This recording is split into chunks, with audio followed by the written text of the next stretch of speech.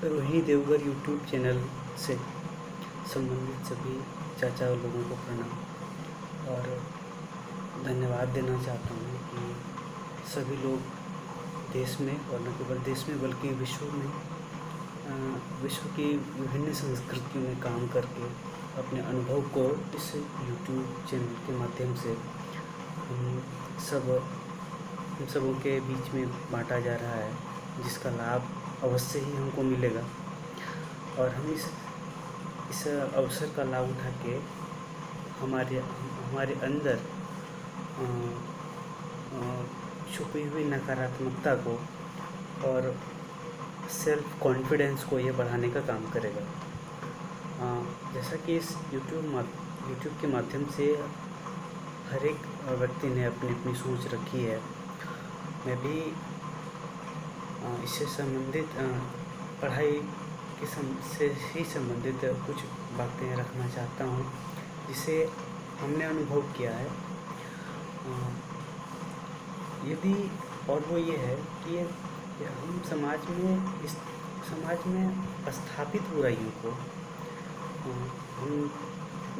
समाज में स्थापित बुराइयों को, चाहे वो जैसी भी बुराई हो, वो बुराई किसी भी बुजुर्ग के प्रति हो, एक शिक्षक का आदर न करना, ये भी एक बुराई है। समाज में महिलाओं का अपमान, सब बुराई है।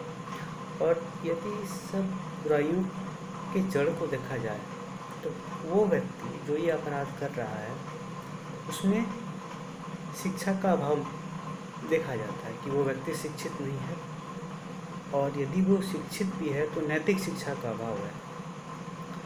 तो हम इस सिलसिले को यदि आगे बढ़ाएं कि एक व्यक्ति पढ़ने के लिए क्यों आवश्यकता है कि वो पढ़े, और यदि वो नहीं पढ़ पा रहा है तो उसका कारण क्या है। यदि वो उसमें पढ़ने की इच्छा नहीं है, नहीं जागृत हो रही है, तो उसका कारण क्या है। जैसा कि हम अनुभव किए हैं कि यदि मनुष्य के जीवन काल को यदि हजार करके विभिन्न समय अंतराल में बांटा जाए, तो जो पहला 1000 है मनुष्य के जीवन का, उस 1000 में उस बच्चे का, जब माँ के गर्भ से बच्चा पैदा होता है, वो 3 से 4 साल का जो समय, जो पहले 1000वां भाग, लगभग 1000 दिन का जो भाग रहता है, उसमें उस बच्चे की विकास उसमें कुछ गुण का विकास होता है। जैसे कि बच्चा पहचानना सीखता है। उसी दरमियान बच्चों में रोग प्रतिरोधक क्षमता बढ़ाने के लिए स्थानीय सरकार द्वारा विभिन्न कार्यक्रम अपनाए जाते हैं उस संदर्भ में, और उसी 1000 दिन में बच्चों का विकास होता है। और उसके बाद के जो 1000 और 1000 के दिन हैं, यदि मतलब अगले जो दो के 1000 दिन हैं, उसमें बच्चे में प्रतिस्पर्धात्मक विकास होता है। और वो प्रतिस्पर्धात्मक विकास बच्चों के आगे जितने दिन वो जिएंगे या फिर जिस भी क्षेत्र में वो काम करेंगे, उस क्षेत्र में उनका प्रत्यक्ष संबंध रहता है। उस 1000 दिनों में से हम अक्सर देखते हैं कि यदि कोई बच्चा गलती करता है, कोई बच्चा सीख रहा है, तो गलती अवश्य करेगा, और उस दरमियान हम उसकी गलती को जनरली हम लोग बहुत ज़्यादा ले लेते हैं कि अरे ये कैसे भूल गया, ये हो जाएगा, वो हो जाएगा। तो जनरली उसकी गलती को ठीक करना है, उस जगह पे उसे ठीक करना है, लेकिन